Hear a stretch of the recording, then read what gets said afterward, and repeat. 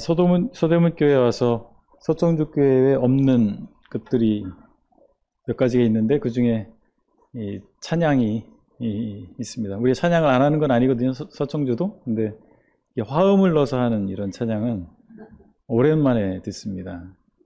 방금 전에 저는 청년들이 나오는가 했는데 30, 40대였어요. 청년들처럼 아주 이렇게 이뻐 보였습니다.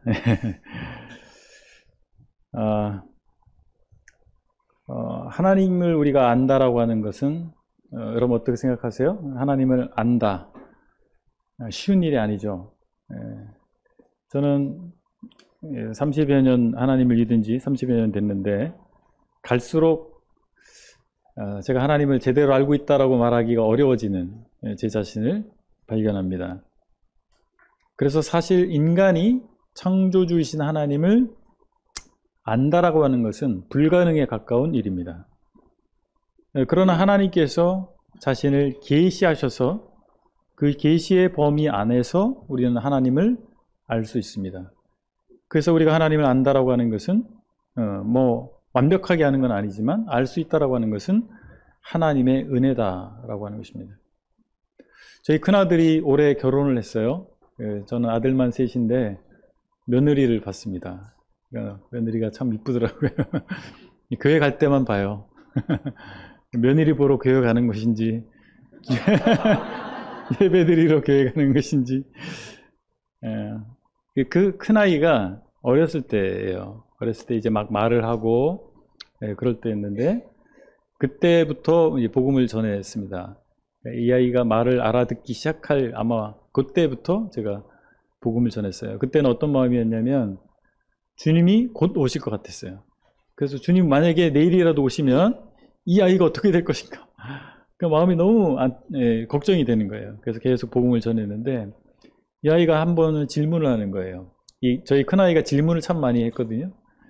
질문하는데 어떻게 말하냐면 뭘 질문하냐면 하나님이 그렇게 크신데 하나님 어떻게 이 작은 내 몸에 들어오실 수 있어요? 귀여운 질문이죠. 그 아이 수준에서 그게 이해가 안 되는 거예요. 이 우주를, 이 세상을 창조하신 하나님은 얼마나 클까? 근데 예수님 믿으면 하나님이 내 마음에 들어오시는 거야. 이렇게 알려줬더니 이 작은 몸에 어떻게 들어오시냐고 그걸 질문했던 기억이 있습니다. 이처럼 우리가 하나님을 다 이해할 수는 없어요. 그래서 이해하지 못하기 때문에, 이해할 수 없기 때문에 믿어야 되죠. 그럼에도 불구하고 하나님께서는 우리가 하나님을 알기를 기대하십니다. 그래서 알려주신 것입니다. 그것을 계시다라고 얘기하는 것이고 그 계시의 기록이 우리가 가지고 있는 성경이죠. 그래서 우리는 계시의 기록인 성경을 통해서 하나님 말씀인 성경을 통해서 하나님을 알 수 있습니다. 하나님께서 보여주신 만큼 하나님께서 알려주신 만큼 알 수 있습니다. 그런데 우리는 성경을 구약과 신약으로 나눕니다. 구약을 우리가 어떻게 이해하냐면 오실 메시아에 대한 예표다.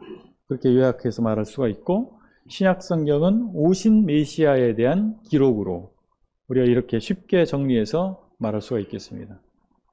그러면 이 계시의 초점은 바로 예수 그리스도에 있다는 사실을 알게 되고 우리가 예수님을 통해서 하나님을 더 온전히 알 수 있게 된다는 사실을 발견하게 되는 것입니다. 그래서 신구약 성경은 예수님과 관련된 기록이고 예수님은 이 땅에 오셨는데 아버지 하나님을 우리에게 정확하게 보여주시기 위해서 또 하나님의 뜻을 정확하게 알려주시기 위해서 이 땅에 오신 하나님이시다라고 하는 것입니다. 그래서 오늘은 이 시간에는 성도 집회 마지막 시간으로서 요한 1서 5장 20절과 21절 이 두 구절을 통해서 예수님이 보여주신 하나님을 살펴보는 시간 갖도록 하겠습니다. 바로 전 시간에는 구절이 굉장히 많았는데 단 두 구절입니다. 제가 읽도록 하겠습니다. 요한 1서 5장 20절과 21절입니다. 또 아는 것은 하나님의 아들이 이르러 우리에게 지각을 주사 우리로 참된 자를 알게 하신 것과 또한 우리가 참된 자 곧 그의 아들 예수 그리스도 안에 있는 것이니 그는 참 하나님이시요 영생이시라. 자녀들아 너희 자신을 지켜 우상에게서 멀리하라. 첫 번째 함께 생각해 원하는 것은 예수님은 하나님을 보이기 위해 오신 하나님이시다 라고 하는 것입니다. 성육신, 영어로 incarnation이라고 하는데 이 목적은 바로 하나님을 알려주시기 위한 것입니다. 여기 지각을 주사라고 표현되어 있는데 그리스도께서 성육신 하시면서 영적인 진리, 곧 하나님 자신에 대해서 인류에게 계시하시는 것이죠.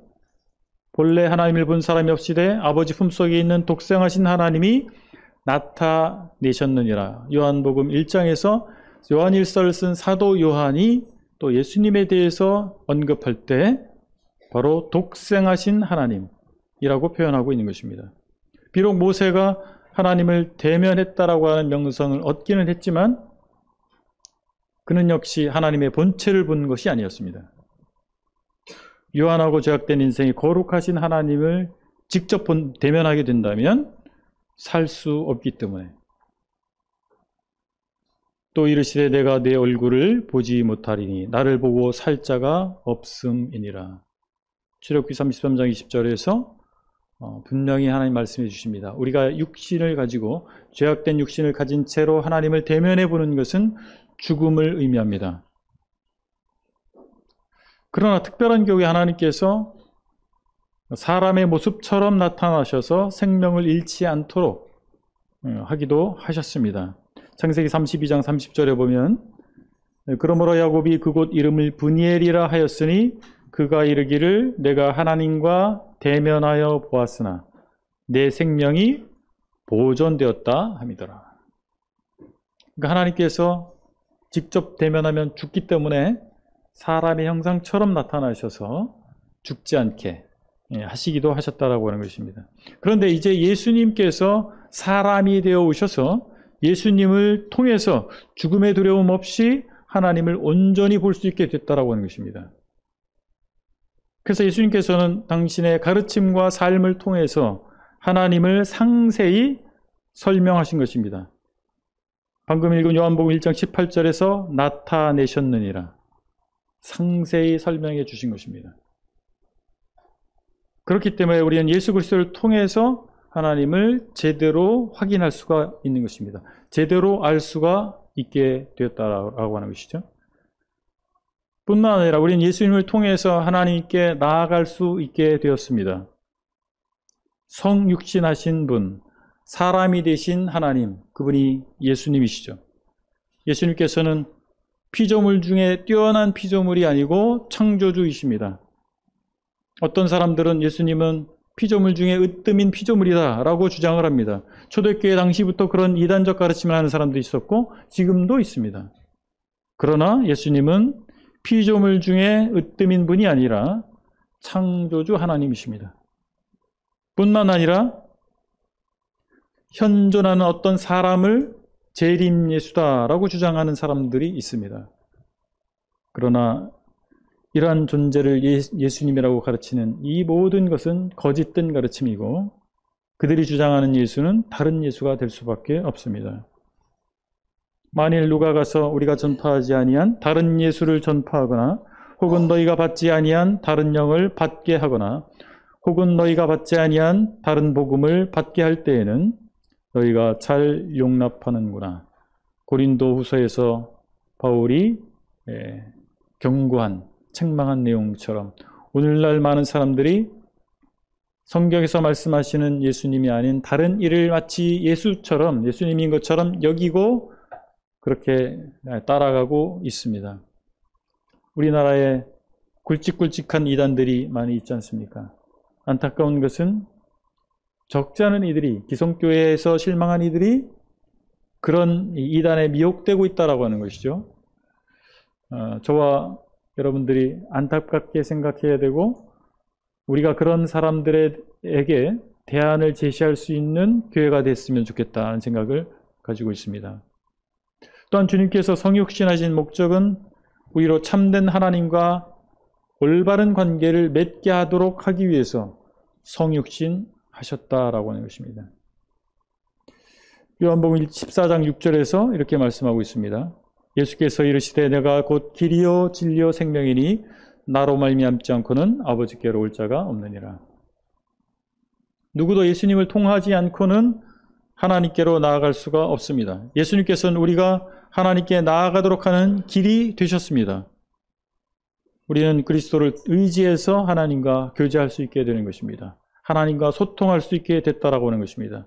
우리가 기도할 때 예수 그리스도의 이름으로 기도했습니다 라고 기도를 마치잖아요. 그것은 어떤 상투적인 표현이 아니고 우린 예수 그리스도를 의지하여 직접적으로 하나님께 내가 할 수 있는 말을, 내 탄원의 말을 하게 됐다라고 하는 것입니다. 지금 내가 드린 이 말은 예수 그리스도를 통해서 드리는 말씀입니다 라고 표현하는 것이죠. 누구도 하나님을 직접 대면할 수 없었습니다. 그러나 우리는 영적이지만 예수 그리스도를 통해서 직접 대면하는 영광을 얻고 있는 것입니다. 누구의 이름으로 기도할 것인가가 매우 중요하죠. 저와 여러분들은 예수님을 만나기 전에 누구 이름으로 기도했습니까? 기도는 많은 사람들이 합니다. 종교를 갖고 있지 않은 사람도 절박한 상황이 되면 어느 신이든 붙잡고 기도합니다. 그러나 예수 그리스도를 참으로 알지 못하는 사람들은 예수 그리스도의 이름으로 기도하지 않습니다. 저와 여러분들이 어떻게 해서 예수 그리스도의 이름으로 기도하게 됐을까요? 우리가 예수 그리스도를 만났기 때문에 그렇습니다. 미국에서 누구의 이름으로 기도할 것인가가 문제가 된 적이 있습니다. 미국은 대각성 운동의 영향으로 명실상부한 기독교적인 국가가 됐습니다. 그리고 공립학교에서 예수 그리스도의 이름으로 기도하는 그런 채플 시간이 다 생겨났어요.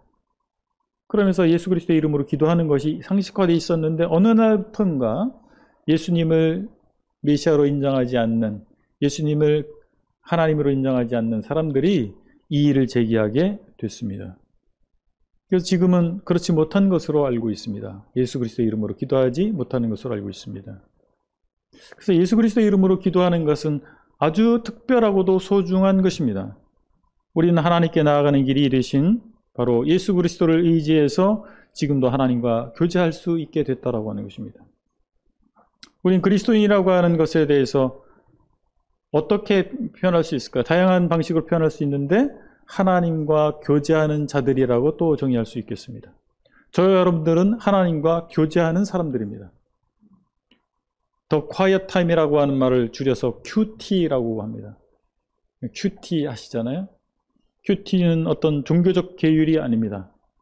이것은 우리가 예수 그리스도로 말미암아 하나님과 교제할 수 있는 사람이 됐기 때문에 그 교제할 수 있는 특권을 누리는 것입니다.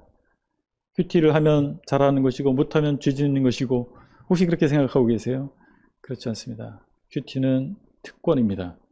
하나님과 직접 대면할 수 있는 특권을 우리는 누리는 것입니다. 영지주의자들은 그리스도의 성육신을 부인했습니다. 어떻게 하나님이 사람이 될 수 있어? 육신이 될 수 없다고 생각한 것입니다. 플라톤 사상에 영향을 받아서 이원론적인 사상을 가지고 있었기 때문에 보이지 않는 세계, 영적인 세계, 정신적인 세계는 선한 것이지만 이 물질적인 세계, 이 육체적인 것은 다 악하다고 봤기 때문에 하나님이 육체를 가지셨다라고 하는 것을 용납할 수 없었던 겁니다. 그들의 사상 안에서는. 그런데 성육신을 부정하면 예수 그리스도로 말미암는 구속이 이루어질 수가 없습니다. 사람이 되셔야만 죽을 수가 있는 것이고 피 흘려 죽으셔야만 우리 죗값을 치를 수가 있었던 것 아니겠습니까? 그렇다면 우리는 하나님께 나아갈 길이 없는 거예요. 예수님께서 사람이 되시지 않으셨다면, 그리고 실제 죽음을 맞이하지 않으셨다면, 피 흘려 죽지 않으셨다면 우리는 하나님께 나아갈 수 없게 되는 것이고 천국에 이를 수가 없는 것입니다. 그런데 예수님께서 사람이 되어 오셔서 우리가 먼저 예수님을 찾은 것이 아니고 우리가 먼저 하나님께 나아간 것이 아니지만 하나님께서 사람이 되어 오셔서 우리를 찾으러 오셔서 우리를 위해서 십자가에 달려 죽으셨기 때문에 새롭고 산 길이 열린 것입니다. 그러면 여러분들은 그 예수를 의지해서 하나님을 만나셨잖아요. 지금도 만나고 계십니까? 여러분의 매일의 삶 가운데 하나님을 만나고 계십니까? 하나님과 교제하고 계십니까? 이것이 특권인데 혹시 숙제가 되고 있지 않습니까? 이것은 특권입니다. 아무나 할 수 있는 것이 아닙니다. 아무나 하나님을 만날 수 있는 것이 아닙니다. 아무나 하나님과 교제할 수 있는 것이 아닙니다. 특별한 사람들에게 주어진 특권이고 예수 그리스도께서 십자가에 달려서 그 고통과 고난을 다 감수한 끝에 이루어진 일이라고 하는 것입니다. 예수님을 힘입은 사람들에게 유효한 특권을 결코 놓치지 마시기 바랍니다. 두 번째는 예수를 통해 우리는 사랑과 은혜의 하나님을 보게 되었다라고 하는 것입니다. 또 보고 있다라고 하는 것입니다. 로마서 8장 35절에서 바울은 믿는 자들이 하나님의 선하심을 의심하게 만들 수 있는 여러 가지 고난을 구체적으로 열거했습니다. 로마서 8장 35절에 이렇게 말씀하고 있습니다. 누가 우리를 그리스도의 사랑에서 끊으리요? 환난이나 곤고나 박해나 기근이나 적신이나 위험이나 칼이랴. 여기서 바울이 말하고 있는 환난은 외적인 어려움에서 오는 압박감입니다. 바울은 거짓 고소를 당했고 거부를 당했고 신체적인 상해를 받았습니다. 바울은 그런 모든 경험을 통해서 이미 알고 있었습니다. 고린도후서 11장 24절 이하에서 바울은 이렇게 고백합니다. 유대인들에게 40에서 하나 감한매를 5번 맞았으며 3번 태장으로 맞고 1번 돌로 맞고 3번 파선하고 일주야를 깊은 바다에서 지냈으며 여러 번 여행하면서 강의 위험과 강도의 위험과 동족의 위험과 이방인의 위험과 시내의 위험과 광야의 위험과 바다의 위험과 거짓 형제 중에 위험을 당하고 또 수고하여 애쓰고 여러 번 자지 못하고 줄이며 목마르고 여러 번 굶고 춥고 헐벗었노라. 40에서 하나가만 매를 때리는 이유는 40대 정도 맞으면 사람이 죽기 때문에 한 대를 줄여서 죽지 않게 하는 태형이었습니다. 바울은 참 험악한 삶을 살았습니다. 그런 시련들은 그런데 그럼에도 불구하고 바울을 향한 그리스도의 사랑을 막을 수 없었다라고 바울은 고백하고 있습니다. 우리가 삶에서 마주하는 어떤 고난도 우리를 향한 그리스도의 사랑에서 끊을 수 없습니다. 신앙생활을 10년, 20년 하신 분들 동감하시죠? 우리가 어떤 고난도, 어떤 따돌림도, 어떤 거부도 그리스도의 사랑에서 끊을 수 없습니다.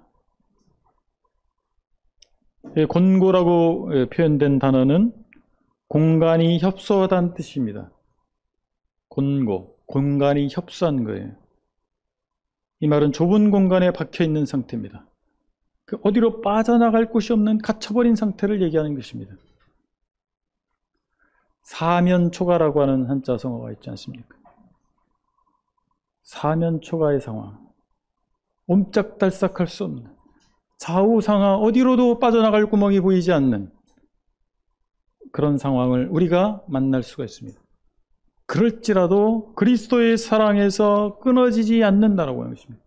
하나님께서 우리에 대한 사랑은 중단되지 않고 있다라고 하는 것입니다. 하나님께서는 우리가 그 압박감을 이겨내도록 하시는 것입니다. 이겨내도록 도와주십니다. 사람이 감당할 시험 밖에는 너희가 당한 것이 없나니 오직 하나님은 미쁘사 너희가 감당치 못할 시험당함을 허락하지 아니하시고 시험 달 즈음에 또한 피할 길을 내사 너희로 능히 감당하게 하시느니라. 바울이 고린도 성도들에게 쓴 첫 번째 편지에서 밝힌 바입니다. 바울처럼 시험을 당한 사람이 흔치 않지 않습니까? 바울이 많은 시험과 고난과 그 곤고 가운데서 체험한 바를 말해주고 있는 것입니다. 피할 길을 내시는 분이시다. 하나님의 사랑은 죄와 허물 안에서 죽은 우리에게까지 닿을 정도로 충분히 깊습니다. 절망스러운 상황에 처하면 하나님 도대체 어디 계십니까? 아우슈비츠 수용소에서 죽어가던 유대인들이 벽에 쓴 글귀가 있대요. 하나님 도대체 어디 계십니까? 우리를 이렇게 죽게 하십니까? 우리를 이렇게 짐승처럼 죽게 하십니까?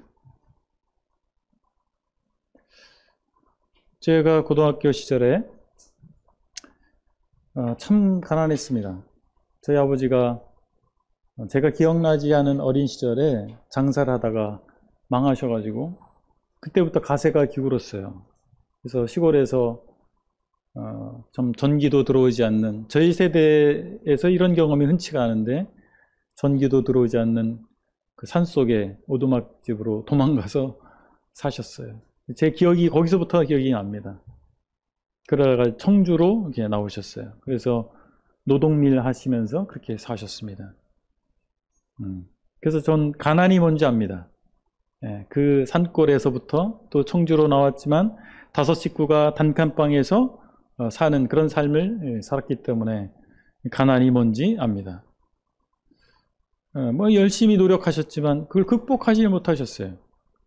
근데 고등학교 2학년 때 갑작스런 사고를 당했습니다. 저희 집이 어떻게 연립주택으로 이사를 가게 됐어요. 저희 당숙 어르신이 그 건축 그 판넬 거푸집 만드는 콘크리트 타설할 때 거푸집 있잖아요. 그것을 대여하는 업을 하셨는데 어느 건축업자에게 대여를 해줬는데 집을 짓다가 부도를 나고 도망갔어요.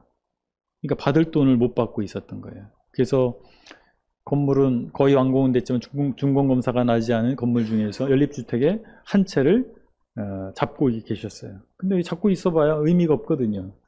그러니까 저희가 단칸방에 살고 있으니 저희 아버지 보고 거기 들어가서 살아라. 그래서 들어가 살았어요. 단칸방에 살다가 이제 방이 2칸인 작은 거실이 딸린 그런 집에서 살게 됐어요. 굉장히 대궐처럼 넓게 느껴졌습니다. 근데 1년 만에 사고가 났어요. 2층에서 그때는 연탄 보일러를 떼던 시절입니다. 여름에서 가을로 넘어가는데 우리는 연탄을 떼지 않았어요. 근데 윗집에서 연탄을 뗀 모양이에요. 그 가스가 저희 집으로 다 내려온 거예요. 이산화탄소가 무겁잖아요. 이게 일산화탄소가 다 내려왔어요. 그래서 온 식구가 가스 중독이 됐습니다. 근데 이게 한 사람 두 사람 깨어났는데 저희 어머니가 깨어나지 못했어요. 그 중환자실에서 산소호흡기 다 달고 이렇게 계신데 그때만 해도 뭐 건강보험 시스템이 잘 좋지 않을 때였습니다. 중환자실에 비용이 하루에 엄청난 돈이 들어가는 거예요. 저희 친척 어르신들이 돈을 모아서 도와줬어요. 근데 이게 감당할 수가 없는 거예요. 가지나 가난한 집에서 감당할 수 없는 거예요. 저희 아버지가 선택을 해야 했습니다. 퇴원을 할 거냐, 계속 있을 것이냐. 계속 있으면 어마어마한 빚을 지게 되는 것입니다. 그런데 의사에게 물어봅니다. 깨어날 수 있습니까? 50대 50입니다. 하루 뒤에 깨어날지 10년 뒤에 깨어날지 영영 못 깨어날지 알 수가 없습니다. 그러나 퇴원을 하면 이제 돌아가실 겁니다. 근데 아버지는 선택을 하셨어요. 산 사람은 살아야지. 가족 다 죽을 수는 없지 않느냐. 그래서 퇴원을 선택하셨습니다. 산소호흡기를 떼고 집으로 모셨어요. 근데 참 사람이 쉽게 죽지 않습니다. 하루하루 말라가는 거예요. 콧줄을 껴서 미음을 써서 밀어 넣어서 위까지, 그래서 생명을 보존할 수 있게 에너지를 공급해 주지만 하루하루 말라갑니다. 굶어 죽는다는 것이 뭔지를 봤습니다. 저희 어머니가 굶어 죽는 모습을 지켜봐야 했습니다. 그때 하나님 계십니까?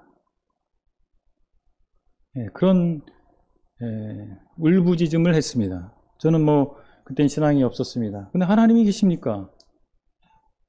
교회 다닌 사람 하나님이 계시다고 하는데 하나님 계시다면 너무한 거 아닙니까? 우리 어머니 살려주세요.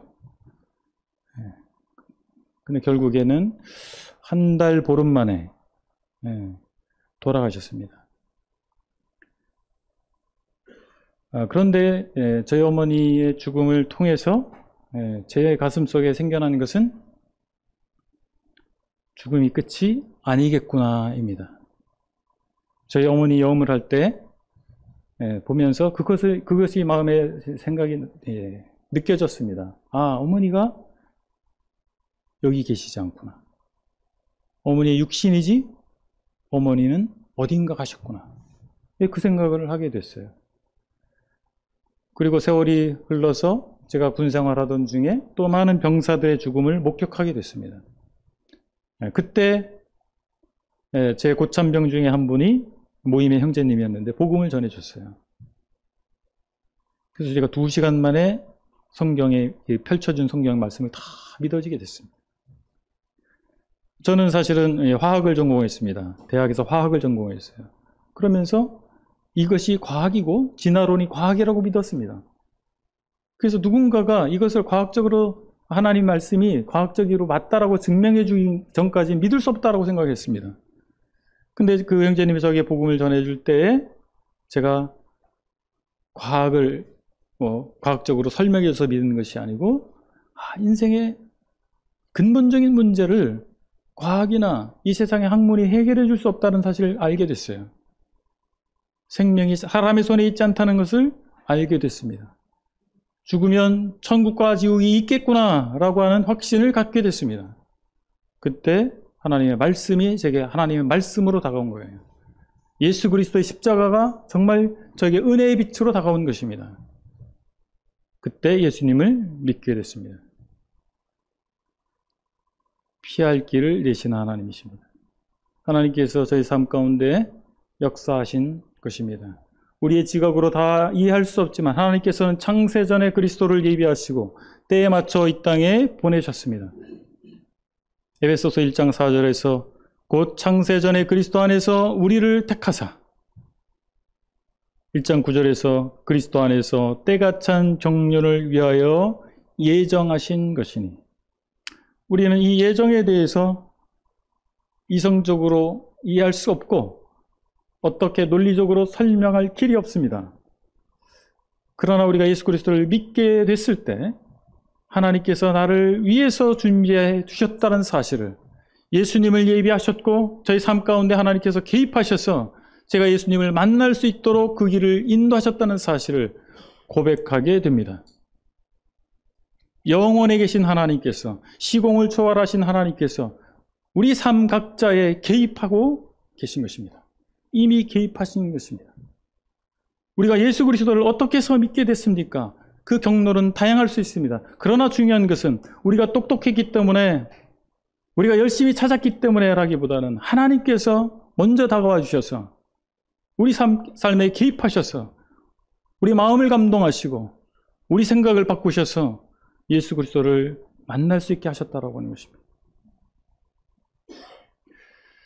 세 번째는 철학과 사상이 아닌 하나님의 사랑과 은혜 가운데 거해야 한다라고 하는 것입니다. 21절을 다시 한번 읽겠습니다. 자녀들아 너희 자신을 지켜 우상에서 멀리하라. 지난 시간에도 제가 우상에 대해서 말씀드렸습니다. 이번 성도 집회에는 우상이 많이 등장합니다. 우상은 우리 삶 속에 있습니다. 요한은 우상이란 단어를 20절에서 언급한 참 하나님과 대조해서 사용하고 있습니다. 거짓 선생들은 세상의 철학이 하나님의 계시보다 우월하다고 주장했습니다. 하나님이 아닌 것을 진리로 여기는 것, 그것이 곧 우상 숭배 아니겠습니까?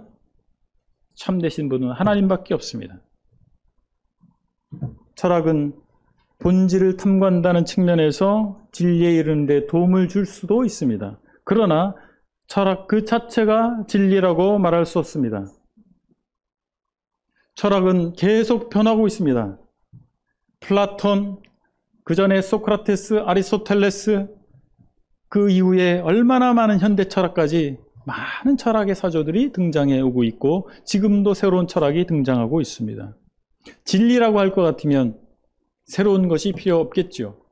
그러나 진리가 아니기 때문에 그때는 그럴싸해 보이지만 진리가 아니기 때문에 대안이 나오게 돼 있는 것입니다. 철학은 단지 진리를 탐구하던 사람들의 나름의 결론이라고 할 수 있습니다.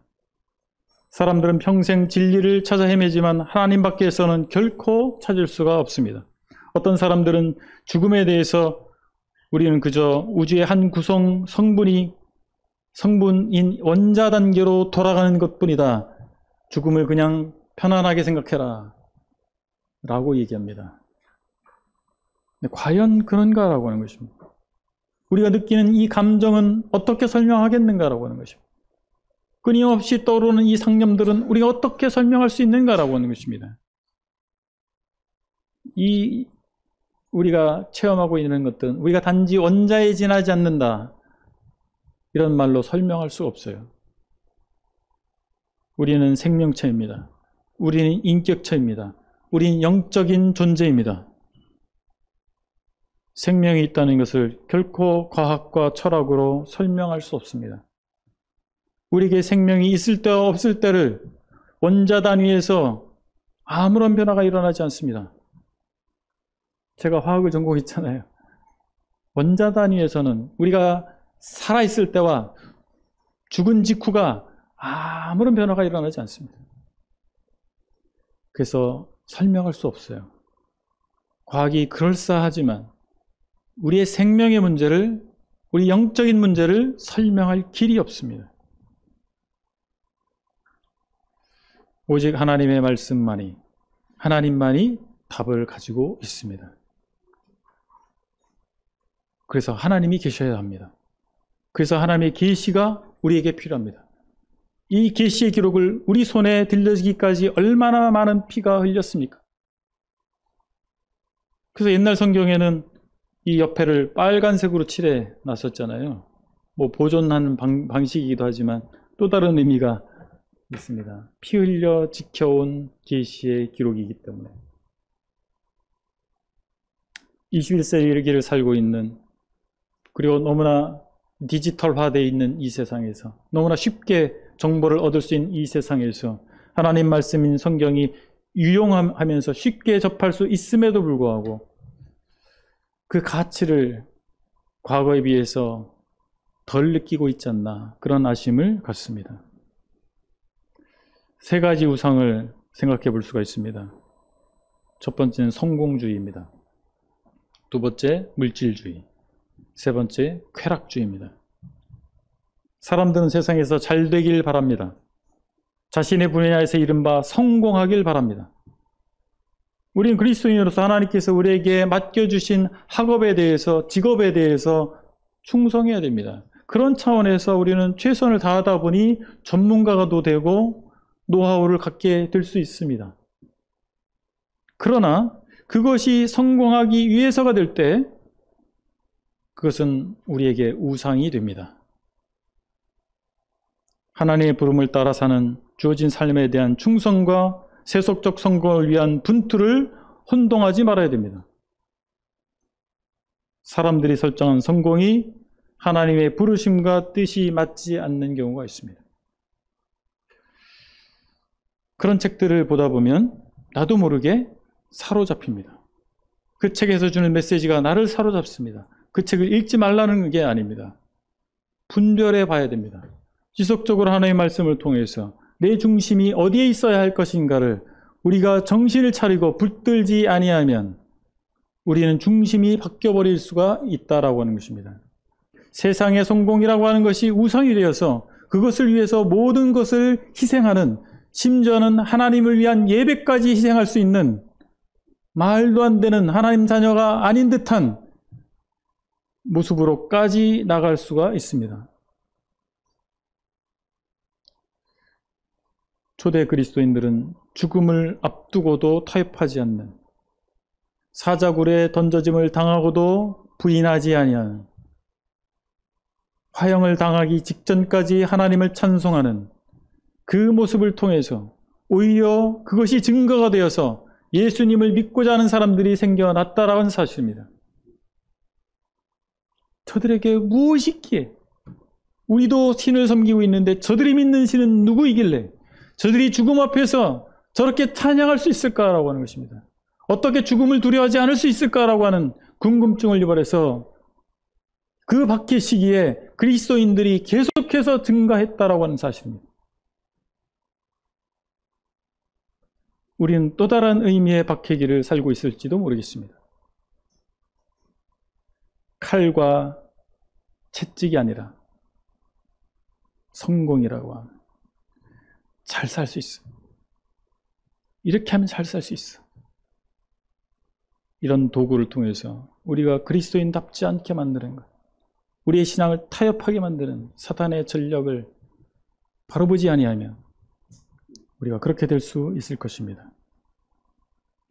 사람들은 이 두 번째 물질주의 우상이 있는데, 풍요로운 삶을 추구하는 것이 결코 인류 역사 가운데 새로운 것이 아닙니다. 그런데 인류 역사 가운데서 지금이 가장 풍요로운 시대라고 하는 거 아십니까? 우리나라 역사만 봐더라도 지금 가장 강성한, 가장 풍요로운 대한민국에서 우리가 살고 있는 거 아십니까? 근데 더 사람의 욕심은 끝이 없습니다. 더 편하고, 더 잘 먹고, 더 잘 입고, 그 추세가 더 만연해지고 강해지고 있는 것입니다. 우리는 다양한 소비 욕구의 충족을 당연시하거나 지향하는 풍조 가운데 살고 있습니다. 소비가 미덕인 시대에 살고 있습니다. 물질적, 정서적 소비 욕구가 있습니다. 아이러니하게도 사람들은 무소유를 가르친 법정을 소유하고 소비하면서 만족해합니다. 법정 아세요? 예, 불교계 승려인데 무소유를 가르쳤어요. 근데 사람들이 법정을 소유하고 소비합니다. 그 책이 얼마나 팔렸는지 몰라요. 얼마나 돈벌이가 됐는지 모릅니다. 그리스도인들은 하나님의 이름을 빙자하여 자신의 소유 욕구를 충족하고자 하기도 합니다. 무서운 일입니다. 하나님의 이름을 끌어와서 자기 욕구의 충족을 정당화시키는 그리스도인이 있다는 겁니다. 여러분들이 아니라 저 바깥에 그리스도인이라는 이름을 가지고 있는 사람들이 부지기수로 늘어나고 있다는 사실입니다. 마지막은 쾌락주의입니다. 즐거움이란 단어는 오늘날 우리 삶에 있어서 또 하나의 화두입니다. 뭐하니까 재밌더라. 뭐하니까 즐겁더라. 그래서 사람들은 즐거움을 위해서 대가 지불을 주저하지 않습니다. 나에게 만족을 주는, 즐거움을 주는 것이 있다면 얼마라도 쓸 준비가 돼 있는 것입니다. 저는 13년간 직장 생활을 했습니다. 제품을 연구 개발하는 일을 13년을 했습니다. 마케팅 부서는 아니지만 마케팅 부서와 코워킹을 합니다. 그 마케팅 전략이 뭐냐면 사람들에게 이게 당신에게 필요해를 알려주고 그 사람이 필요하다고 생각하게 만들고 그런 제품을 만들어서 사도록 하는 거예요. 제가 화장품 개발자였어요.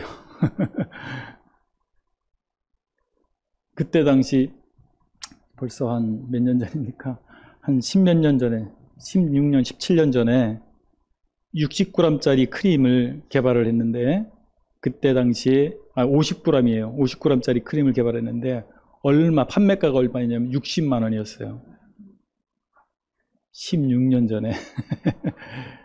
근데 그게 효자 상품이 됐어요. 우리 회사에.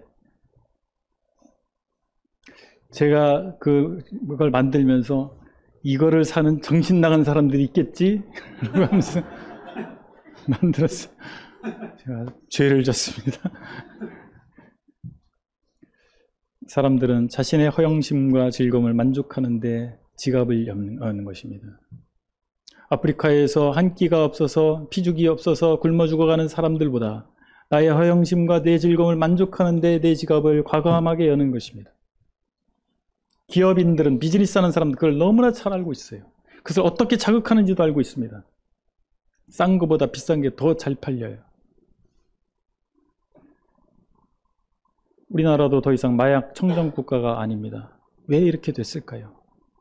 저는 마약을 했던 사람과 상담도 한 적이 있어요. 상담을 한 적이 있어요. 근데 그분이 첫날, 상담하는 첫날 자기 고백을 하는 거예요. 자기 마약도 해고, 마약도 종류가 여러 가지 있는데, 그 목사님 마약하는 거 어떤 느낌인지 모르시죠? 당연히 모르죠. 막 설명을 하는 거예요. 자기 간증을 하는 거예요. 한마디로 요약하면 우리가 느낄 수 있는 쾌락 곱하기 100이 됩니다.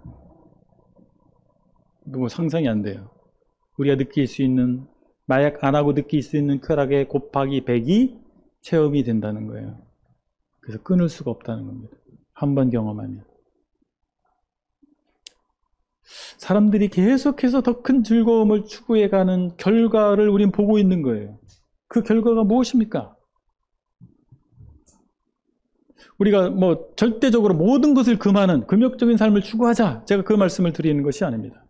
우리 삶의 궁극적인 목적, 그 본질이 어디에 있는가를 놓쳐선 안 되는 것입니다. 그래서 말초적인 기쁨을 추구하는 그것의 문제를 저는 말씀드리고 있는 것입니다.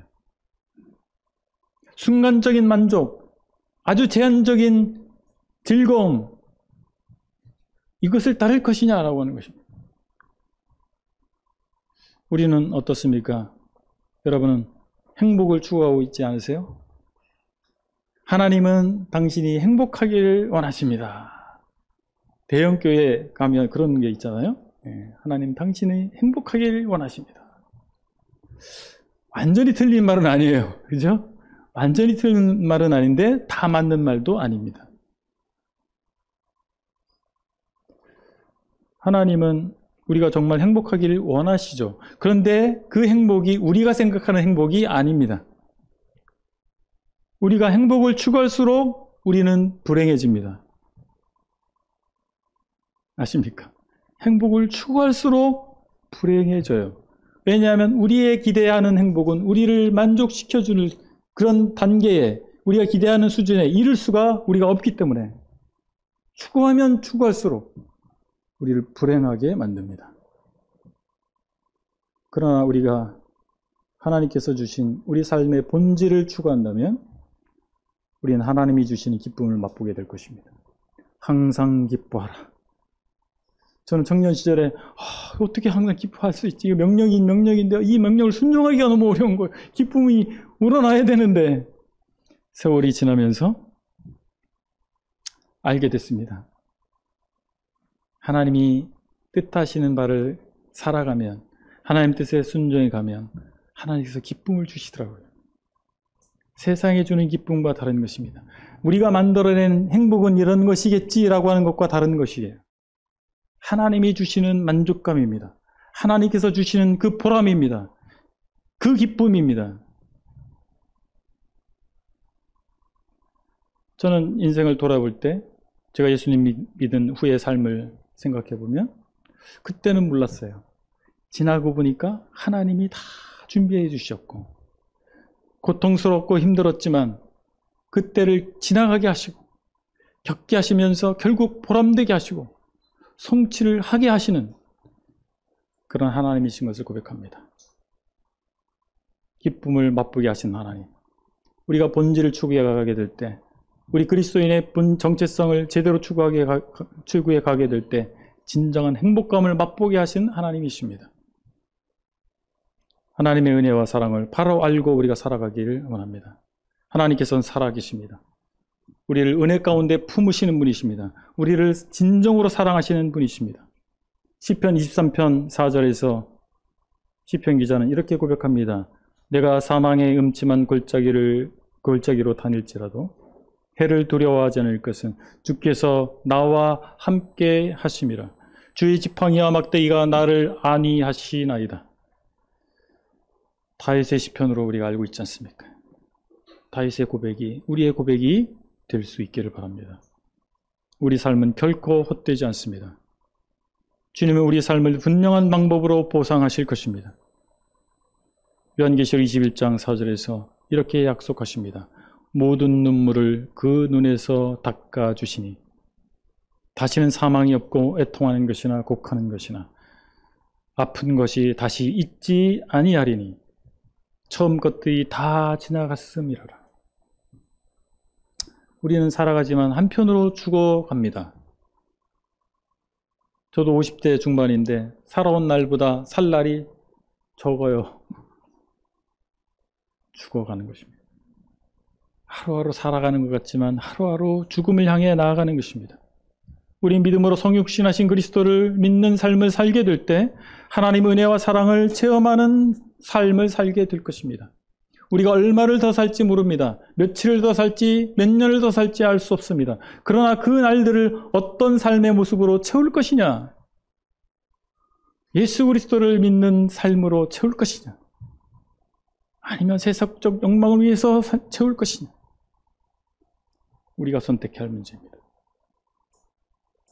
만약 우리가 예수 그리스도를 믿는 자다운 삶으로 살아갈 때 하나님의 은혜와 사랑을 체험하는 나날들이 될 수 있을 것입니다. 결국 이 세상을 떠나게 돼서 하나님 앞에 가게 되면 우리를 그 품에 안아주시고 모든 눈물을 닦아주실 것입니다. 그렇기 때문에 믿는 사람은 금생과 내생에 복이 있습니다. 오늘 교훈을 정리하겠습니다. 요한은 믿는 자들이 사도들에 의해 전해진 것을 제외한 하나님에 관한 어떠한 일체에 새롭다라고 하는 주장들을 거절할 것을 얘기해 줬습니다. 그리스도인들이 하나님의 자녀임을 확실하게 하도록 요동하지 않게 하기 위해서 요한일서를 쓴 것입니다. 세 가지 확신을 주고자 했습니다. 첫 번째는 도덕적 확신입니다. 하나님의 명령에 순종하는 것입니다. 두 번째는 사회적 확신입니다. 그리스도인 형제를 사랑하는 것에 있습니다. 그리고 세 번째로 교리적 확신이 있습니다. 성육신을 믿는 것입니다. 예수님께서 하나님이 사람이 되신 분이시다. 십자가에 달려 실제로 죽으셨고 부활하셨다라고 하는 것입니다. 이 서신은 오늘날에도 의미가 있습니다. 그릇된 구원관을 가진 이단자들이 있습니다. 또는 구원받지 않았음에도 불구하고 자기의 종교 행위를 의지하여 구원받았다고 착각하는 사람들이 있습니다. 또는 구원받았지만 구원의 확신을 갖지 못하는 사람도 있습니다. 모두에게 필요합니다. 그리고 그리스도인이지만 그리스도인답지 않은 삶을 살고 있는 사람들에게도 경고의 메시지가 되고 있기 때문에 필요합니다. 우리가 성육신하신 예수 그리스도를 온전히 알고 믿는다 할 것 같으면 우리에게 은혜를 베푸시고 사랑하시는 주님을 경험하게 될 것입니다. 그리고 그 안에서 구원의 확신과 평안을 경험하고 그에 합당한 삶을 살아가게 될 것입니다. 우리가 믿는 예수님은 활자 속에만 있는 분이 아닙니다. 그림 속에만 있는 분이 아닙니다. 우리와 함께 하시는 분이십니다. 우리의 삶의 현장에 들어와 계시는 분이시고 나의 존재의 이유가 되시는 분이십니다. 나 자신의 연민 때문에 눈물 흘리기보다 십자가에 달리신 주님 때문에 눈물을 흘리고 나 자신의 성취와 평안 때문에 기뻐하기보다 주님 뜻이 이루어짐으로 기뻐하는 저와 여러분들 되시길 바랍니다. 기도하시겠습니다. 아버지 하나님, 하나님께서 은혜 베푸셔서 서대문교회에서 주님 섬기는 귀한 하나님의 자녀들을 만나게 하시고 하나님께서 소자에게 깨우쳐 주신 내용들을 나눌 수 있는 시간들을 주신 것을 감사합니다.